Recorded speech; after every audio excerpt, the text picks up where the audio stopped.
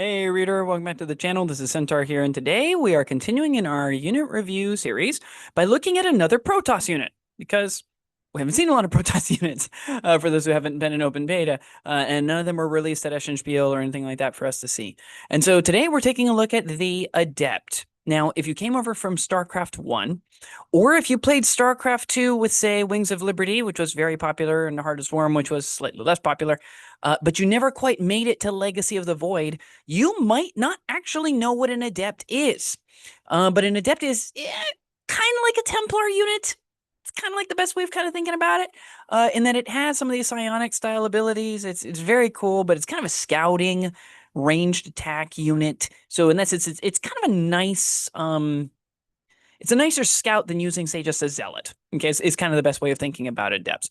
But the result is that if you're a person like me who admittedly still runs mostly StarCraft 1 and then maybe some StarCraft 2 style units for most of the builds that I tend to do when I played StarCraft 2, which is part of why I don't do very well on the ladder, probably, I rarely get around to building Adepts. And so I confess that when they said they were going to be part of the core set, like months and months and months ago, I was like, oh, I should probably brush up again on what Adepts do. But it came in useful as I then started kind of comparing it to stuff here. And I'll be honest, the Adept was one of the surprises for me. I walked in thinking, 5 Stalkers and Zealots, and maybe even a couple Sentries for, some support style abilities. And then I started taking a look at the Adept, and I was very happily impressed with what I saw. And so to start off with, we're going to begin, again, looking at kind of what the stat card looks like and what it's capable of doing. We'll break down offensive versus defensive abilities. We'll look at role, what it's capable of fulfilling for you, whether or not it actually lines up with what was present in the RTS game, and then answering the all-important question, since pre-orders are still going: should you buy this unit? And so to start off with, it's an interesting unit. First of all, like all of the units for the Protoss, it has a shield value, in this case a shield value of 2. Note, however, that this is the first time that we've seen, and also at least for the initial ones, the last time that we'll see, a unit where the number of shields is not equal to the number of models that are in the unit. So you purchase this as a 4-man unit, but they only get 2 shields. Compare this to the 2 sentries that we saw recently, and the 3 that zealots get for a 3-man zealot unit. This one only gets 2 for 4 models. So just keep in mind, on the shield side, it's rather light. Now, it makes up for this by virtue of the fact that, 1, it has a very good speed rating, with a speed of 5 base, which is faster than a zealot, and thus it can regroup up to 8, of course, if you end up getting down to 1 model. But it also means that since you can kind of place people up to within 3 inches of somebody in order to maintain cohesion, it really has a movement of 8 if you want to just go directly in one direction. Defenses are fine at a 5+ evade save and a 5+ armor save. It's on par with a zealot, right? So it's perfectly reasonable.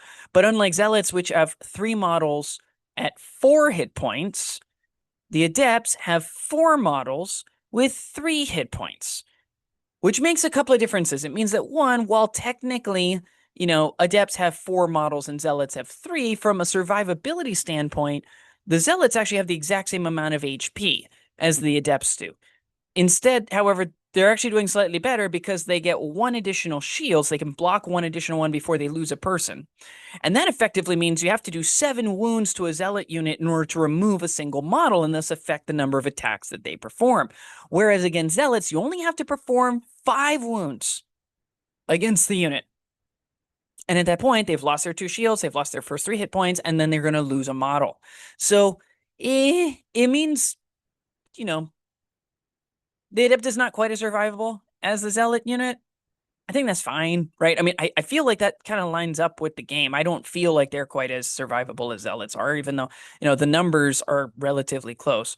They got a size of 2, which is, again, normal size for most of these Protoss models. And you see over there that they're worth 1 supply at 3 to 4, which means you can put quite a few of them out on the table at once if you want to. But then they will drop to 0 supply when they've reached half size, when they're down to 2 models or less remaining. In terms of any phase, you can use the Psionic Presence. This is just that, weapons of friendly units, not other friendly units. So this would include the Adept itself, as I'm reading it. Targeting an enemy unit within 4 inches of the Shade token, more on that in about 20 seconds, receive Precision 1. So when they perform an attack against a unit that's within 4 inches of that Shade token, they can convert one of their misses into a hit. And keep in mind that if they do gain Precision through another form. They don't stack these. You take the highest value. So if you're running a gateway tactical card, and in the close combat phase, you give your Zealot Precision 2. Note that if they're also within range of the Shade token, they don't gain any benefit. Okay. But what this does mean is that gaining access to Precision to convert misses to hits is slightly easier for your army because you don't have to burn through tactical cards in order to get that access, which is really nice. It's very nice to have. In the movement phase, we have Psionic Transfer, where we're going to place a Shade token wholly within 12 inches of any model of this unit. So note in passing, it is wholly within, not partially within. So it would be up to 12 inches away from them at the maximum, right? And then at the end of the round, you can put all of your models of this unit within coherency range of that token, which means they can end beyond 3 inches of that unit. So you can actually get a little bit better movement out of that. It means technically your unit could end up popping 15 inches forward off of this instead of just 12, which is awesome. The Shade token has displacement, so you can't really use it to block over things and stuff like that. It's much like a creep tumor in that respect, and it does cost you a psionic energy in order to use this. But it means that you can move up to a given area, leave yourself in range to be able to shoot at the enemy. But if you know that you need to move closer to an objective or push to another place, or it's going to probably get pretty bad, and you want to be able to pop backwards somewhere away from the enemy after all of this is done, at the end of the round, you can then just pop to wherever that location is, right? Which is really nice. So pretty useful ability. It's going to cost you psionic energy, but in a game where maneuvering and getting to objectives and having an amount of supply near an objective is pretty important, that is actually a really useful thing to have. And then in the assault phase, it has its primary armament. This is the glaive cannon. It only has an 8-inch range, which is relatively short. That's like on par with a roach, acid saliva. It's lower than a C-14 rifle on Marines, lower than all of the vehicles that we've seen so far, less than a Hydralisk. So, it's a relatively short range, but it is better than close combat. So there's that. It can target both air and ground, which is really nice. And each of these guys is getting 2 attacks, which is really sick. You're getting that, 3+ to hit, which a lot of units in the game are getting a 3+ to hit, which kind of makes sense because there are some ways to be able to kind of monkey around with the hit values, and we want them to be relatively close to the median. That's good. They surge for light with a D3+1, which is really nice. So really good for going after things like Marines, and I believe Hydralisks and Zerglings are both light as well. It's good for going after medics. Down the line, it's probably good for going after things like Reapers. It's going to be good against Banelings. So, just on the whole, really good stuff that is going after. And of course, on the Protoss side, it's going to be good against actually almost everything. It's good against Zealots, other Adepts, which also have the light keyword. You can see that down in the tag section down at the very bottom left, and good against sentries. So, on the whole, it's going to be good against a lot of stuff. It only does 1 damage each, but it also has anti-evade 1. And what anti-evade 1 means is that if somebody attempts an evade save against you, they add 1 to the difficulty that they need to reach. So if they originally had a 5+ evade save, like the Adept that you see here at the top left, that 5+ evade save would be modified to a 6+ evade save in order to evade the hits, which is really, really nice. And if they ever would go above a 6, they just don't get to attempt the save at all. So that's really nice. And really useful. So it means that you're in an ideal world, your damage is relatively reliable as long as you're not going up against a creature that has a really good armor value. Okay. And then in close combat, they get access to just a strike. So in this case, it's 1 attack each on a 4+ to hit, doing 1 damage with nothing special, which it's fine. We'll talk about this more when we get to the offensive capabilities, but that's what it looks like. Now, that being said, there are some very useful upgrades for Adepts, which actually changes a decent bit on their offensive capabilities. So for starters, the Resonating Glaives is, in my book, an auto-include. If I'm running Adepts, they do not cost the base cost. They cost the base cost plus 20 at least. And the thinking behind this is that the unit's glaive cannon gains buff rate of attacks by 1. So now, instead of attacking with a rate of attack of 2 attacks per model, you're getting 3 attacks per model. So now a 4-man squad is rolling 12 attacks. And even if you're cut down in half, you're still rolling like 6, which is not horrible when you're hitting on a 3+, because that's 4 hits, right? And 4 hits means you're probably going to sneak 1, maybe 2 of them past armor, which means you might actually start removing some models. The second one I think is actually a little more iffy, and that is that the unit's glaive cannon ranged weapon gains anti-evade 2, which means because there are very few things in the game that get a 4+ evade save, and we've never actually seen a unit be able to get better than a 4+ evade save, at least innately, you're making it so most units don't get an evade save against you at all. The biggest issue I have, and the reason why, for 10 points as a passive, you don't have to spend any abilities on, you don't have to spend any psionic energy on this at all. My hesitancy on purchasing this one, even though it's cheap, is I don't know how often this is actually going to come up, because evade saves are relatively rare. There are some ways to make it happen if you're fighting other Protoss. This is actually going to be the most common way to do it, because sentries have the ability to allow a unit to perform an evade save against attacks, which is really nice. But what that means, practically speaking, is there's going to be a good number of circumstances where you're not going to be shooting at too many, say, burrowed Zerg. There's very few ways at range, which is when this assault phase ability can be used, that you're going to be using an evade save against Terrans in general. One of the few ways that Terrans can reliably get evade saves is combat shields and close combat, right? And I think it's possible that if a Terran unit attacked this unit and assaulted this unit and charged into them, maybe they would count as being in close combat when the glaive cannon goes off against them in return fire. Maybe. But I'm not even entirely sure that happens, because I'm pretty sure it's limited to the close combat phase. I think that's what they had in mind. So there's just legitimate questions on how often this is going to come up. Like, yeah, it's a nice thing to have, but especially if you're planning on taking more than one Adept unit, like, the cost adds up if you intend to take guidance on all of them, right? So if you're looking to save some points, this might be some of the first points you can cut, maybe, because it is useful, but I don't know actually how useful it is. It sounds great. And on paper, it is kind of nice, because it means basically no evade saves. But practically speaking, I do have questions. And then in the combat phase, you can upgrade your glaive strike from your normal strike. Okay. And literally, it's the exact same thing, except it gains two really nice things. First is it can surge against light units for D3 of your hits. So, you make it so you're a little more reliable at getting to the armor safe and actually getting some damage in, which is really nice. But second, you gain Pierce Light 2, which means it's even easier for you to be able to slip at least 2 wounds in against a light unit. Now, what this means, of course, is if you find yourself in close combat with a armored unit, an Ultralisk, for example, which we don't have yet, but it's at some point it's coming down the line, you're not going to do very well with Adepts in close combat, okay? It's not going to end very well. You're not going to do a lot of hits. You're not going to do a lot of wounds. You're not going to sneak much through. However, it is worth noting that against light units, if you take the Glaive Strike upgrade, you are going to be a lot more reliable in terms of damage output. Now, similar to Guidance, I have a very legitimate question on this one, which is how often is this actually going to happen?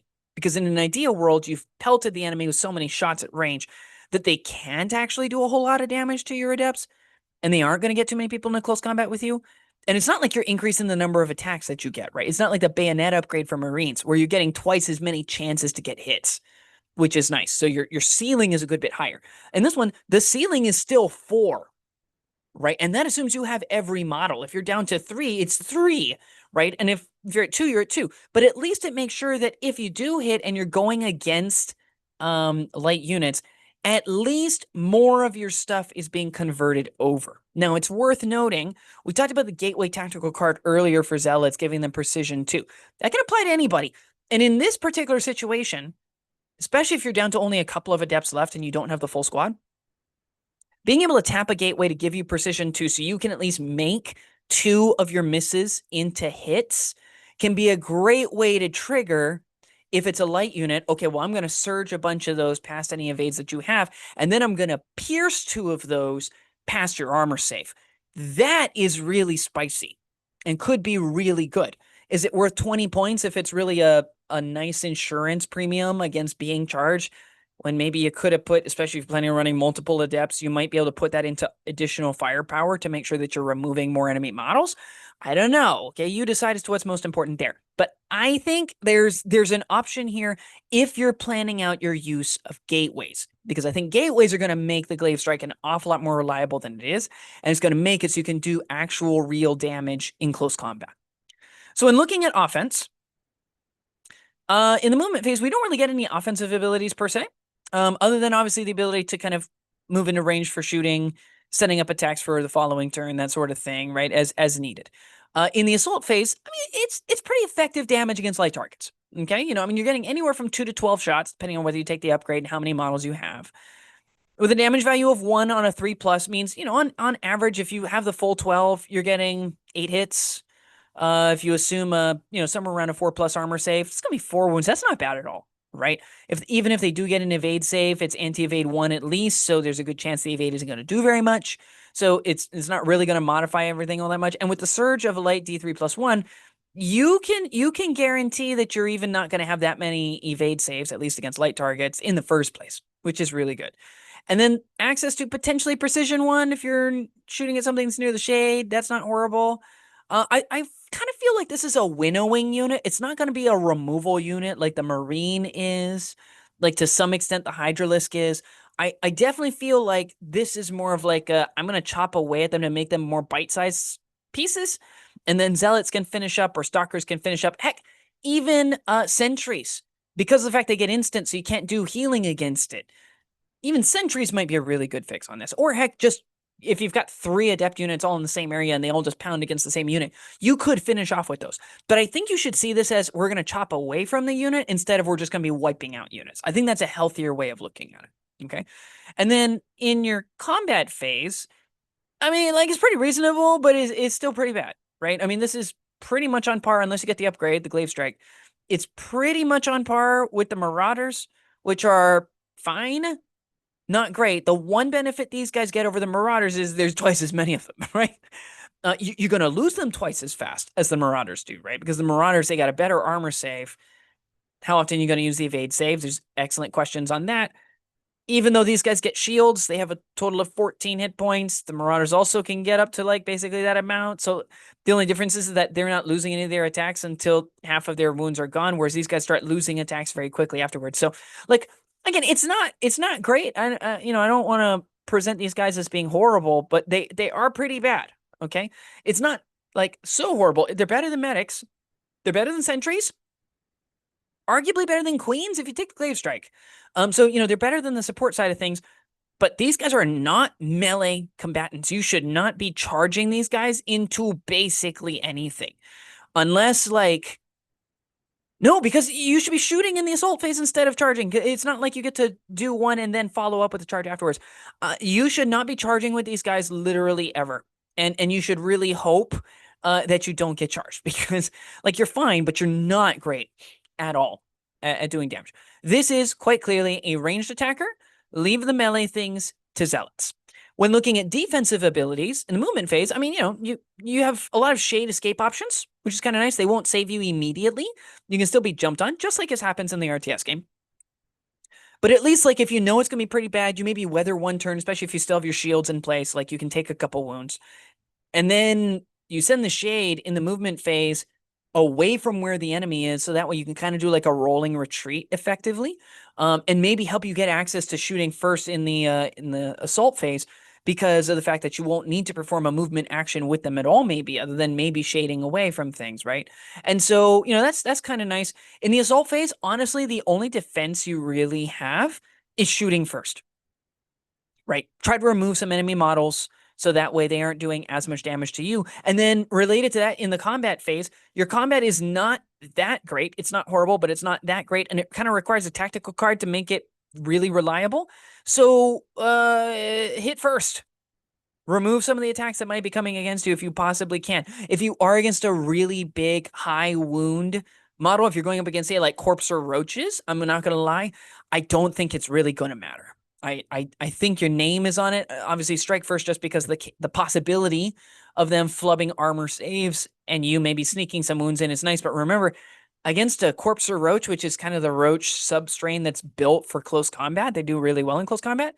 Just remember, number one, they're not a light target, so you don't get Surge. So if they do get evade saves for whatever reason, you're not going to be able to bypass those with Surge. You don't get your Pierce 2 because they aren't light units, they're armored units. So there's that, like, you're literally just getting 4 attacks on a 4+, maybe with Precision 2, doing 1 damage each, and the Roaches each have like 4 wounds, right? So like, your chances of removing are not particularly great. So, but it is going to probably be better than if you end up losing some models and then you're attacking with less dice, right? So, strike first, that's really all I can tell you defensively in the combat phase. That's really all you have. I feel bad about it, but there it is. So quite clearly, and this is something you need to understand about Adepts, they are a offensive build.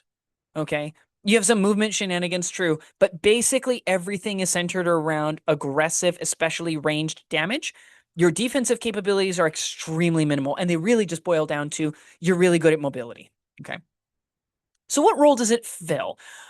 Well, it's a mid-range damage dealing unit on a budget, right? It's not maybe doing quite as much damage as, say, a Stalker. It's not even really as much damage, honestly, as a Zealot if Zealots can connect with all three of their models and can perform attacks with all three of their models. But they also cost less than all those things, and sometimes by a really good amount.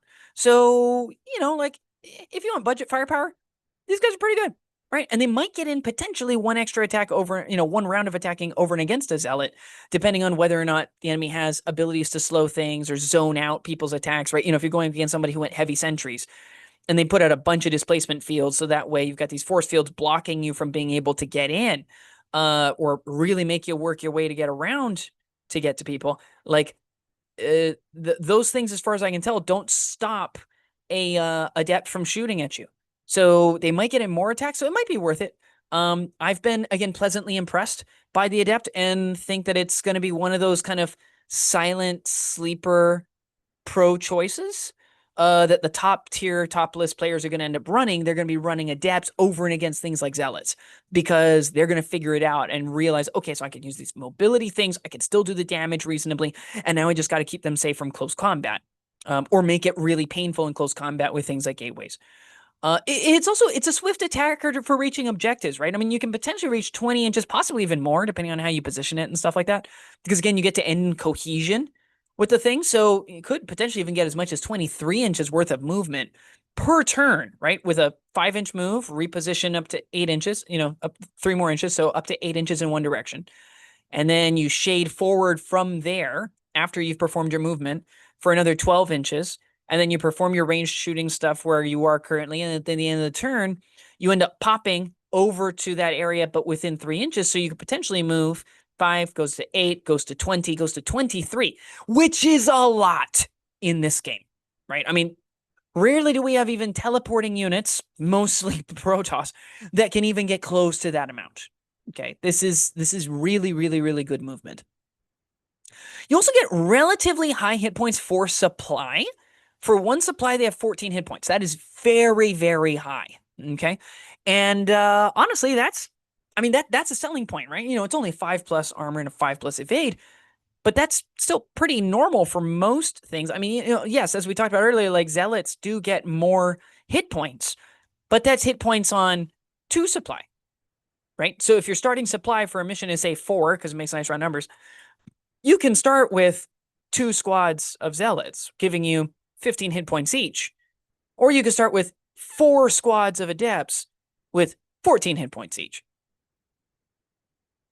Which is a lot, right? So, it all depends, right, as to what you value, but I could see that being a reason why people want these. It's just going to be a little bit harder to remove these guys than it might be to remove others. And then finally with the Shade, it's kind of a dual purpose ability, right? And again, it kind of leans into what the Adept is designed to do. It's mobility, but it also grants precision 1 to all of your friendly units, regardless of range, regardless of where they are, as long as they're attacking an enemy unit that's within 4 inches of the Shade. So they could be even on the very far end of the battlefield, right? We're probably not going to get Tempests or things like that with really long range for the Protoss in this game. But if you did have a really long range attacker going in after things, I think that could be a really powerful, powerful ability, right? So, again, it's nice, right? It's nice having these. They're clearly geared more toward ability, toward mobility and offense. But if that's something that you value, you could do a whole lot worse than picking these guys. It feels initially like a unit that doesn't fill a role because we've got stalkers and we've got zealots. So we've got close combat, we've got ranged combat. These guys fill a nice middle ground where you can do a lot of what stalkers do, admittedly not so well against armored targets, so there's that. But you can do it on a budget, which is really nice. And maybe they're even better at clearing out things like, say, Zerglings from the mix than a stalker is. And does this match the computer game? Well, first of all, from the look of it, it looks correct. That is exactly what they look like. They look really cool. They did a really good job on these sculpts over at Archon. I love these sculpts. They are a mobile ranged attacker. That is true from the game. The shade gives them the ability to redeploy, and it's not an immediate thing. You send it out, and then you still have to survive for a short period of time before you catch up to whether it's there. And you can cancel it, right? So similarly here, you're not required to end your move phase near the shade, but it kind of gives you the option to if you want to. And more on that when we talk about Adept tactics. We're going to do a whole video just talking about Adept tactics once the rules go live and we have a rule book and we make sure that everything's all nice and solid. While we're still here in open beta, we're holding all that loose. But when we start making those, we'll talk a little bit about how to use the shades both to, not only cover ground, but also how to fake ground and kind of spread your opponent out in order to help make sure that you have really effective use on your turns and really be able to play some of that shenanigan side of things. These are going to be really tricky units. They are relatively fragile. And they are relatively low tech, right? I mean, again, they don't have really great keywords for hardly anything. They're fine. And at the same time, the upgrades are going to boost their damage potential, which is also true in the game. That is exactly what they're designed to do. So, yeah, this is the Adept from the game, which is great. There's a side of me that wishes that, maybe there's some other stuff you'd be able to do or whatever. But honestly, like when I think about all the core elements of the game, this is what I think of when I think about Adepts. It holds up. And so, answering the all-important question, should you buy these? Yes. Yes, you should. When pre-orders went live, I bought one of each of the starter sets, and then I started loading up on Adepts. I also bought Stalkers, obviously, because I love Stalkers. I bought Goliaths, I bought, a bunch of other stuff, but when it came to Protoss, the unit I actually bought the most of was Adepts. And that's because I think there's something here. I'm going to be playing around with it on this channel. You tell me if I'm crazy. But I think there's something here, okay? And I've been talking with a couple of other guys online. They've even been saying, yeah, like, Adepts seem to be really strong. There's a lot potentially here. So we'll see. We'll see how it ends up working out. But I think this could be a sleeper. If you're looking for an option, if you're finding you're having difficulty winning with Protoss and you need a new option, consider maybe taking Adepts. These could be really, really good. It's possible that they're even better than Zealots. And this is the weird thing about it, because again, as we talked about, like they might actually get more turns of attacking in than Zealots do. Zealots have the issue that there are quite a few ways to shenanigan away people's ability to charge in or be effective when charging in. So, Zealots are kind of trying to work around that and trying to figure out how to make it work. They also don't move quite as far as these guys do. They only have a speed of 4 and 7. Instead of 5 and 8, they don't get the shade movement abilities either. So you kind of have to use other cards to tap in order to give them extra moves, or you have to tap their own abilities, which means you have to use psionic energy and tap cards in order to get them to get extra moves. So there's a lot of stuff you kind of have to do to set up your Zealots that you don't really need to do quite as much because you're getting an extra 8 inches worth of range instead of close combat. Right, as the only thing that Zealots can do. So there are questions there. I'm not saying don't buy any Zealots. The Zealot models look dope. And as we talked about in their video, they are very effective in close combat. Very effective. Like only maybe outpaced by the Zergling. But it all depends, right, on what your strategy is. If you want to play a skirmish army, if you're more of like a Wood Elf, Eldar sort of player thing, you might consider maybe running Adepts. I think they'll do skirmish really, really well for you, and I think they'll be very appealing. They have really solid synergy with other Protoss units. If you're running them alongside Zealots, the Zealots can tank people in close combat while these guys start, punching down and knocking the lights out of everybody else. And they're technically capable of charging in if you really need to charge in, because that way you can kind of trigger the, some of the Zealot abilities if you end up doing that. If you're running them alongside Stalkers, these guys can serve as a really great front rank in front of Stalkers because the Stalkers have longer range, so they can still shoot from across and over them. And then these guys then can kind of take a little more of a beating in close combat than the Stalkers can, while also, again, being able to utilize some of that shooting going in with the good volume. And then, alongside sentries are going to allow them to use their evade save an awful lot more reliably, which is, again, just going to keep them hopefully on the table a little bit longer. And anytime that you're keeping one more Adept model in place is a lot more offensive potential that you're keeping on the table. So, just in general, I think they work out really well with everybody, which is great. And as we start adding things like Immortals and Scouts and stuff like that, I don't think that's actually going to change. These guys are going to be good anti-air defense for when the flyers start coming in. These guys are going to be, something that the Immortals can kind of work around, where the Immortals are working down the armored targets and these guys are working down the light targets to make sure that your Immortals are not just being swarmed by Zerglings, for example. And I think that's great. And then finally, just I think the selling point, I mean, you can see here, we saw the yellow picture here before of what it looks like when it just comes raw off the sprue. But if you take your time and you paint them up, they look really good, right? I mean, I love shields, and the glaive cannon kind of looks like one. So, I mean, I'm not gonna, I'm a sucker for this, right? As much as I love guys with, swords for hands, coming out with, it's not really hands, obviously. They do have hands. It's van brace.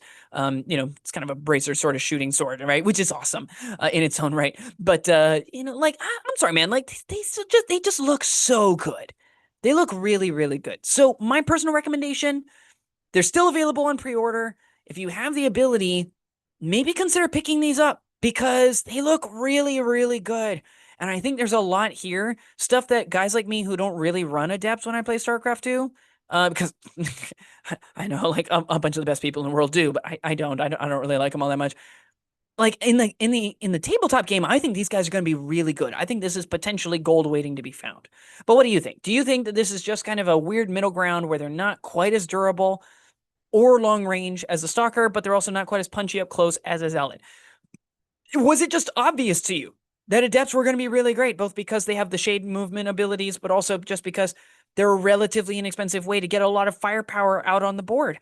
And maybe I'm obviously really late to the party. Let us know down in the comments below, and I will see you next time.